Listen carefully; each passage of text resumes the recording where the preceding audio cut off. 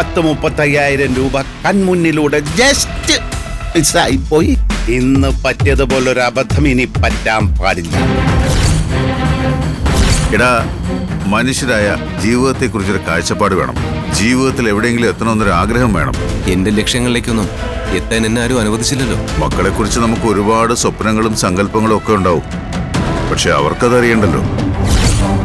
ഈ മക്കൾക്ക് ഇഷ്ടമുള്ള കാര്യങ്ങൾ ചെയ്യാൻ അവരെ സപ്പോർട്ട് ചെയ്യണം. അതാണ് ഒരു അച്ഛന്റെ കടമ. അല്ലാതെ അച്ഛന്റെ ആഗ്രഹങ്ങൾക്കും സ്വപ്നങ്ങൾക്കും വേണ്ടി കഷ്ടപ്പെട്ട് തൊലച്ച് കളയാനുള്ളതല്ല മക്കളുടെ ജീവിതം. രാത്രി ഏറെ വൈകി, നല്ല തണുപ്പുണ്ട്. നമുക്കൊന്ന് കിടന്നാലോ? വാ.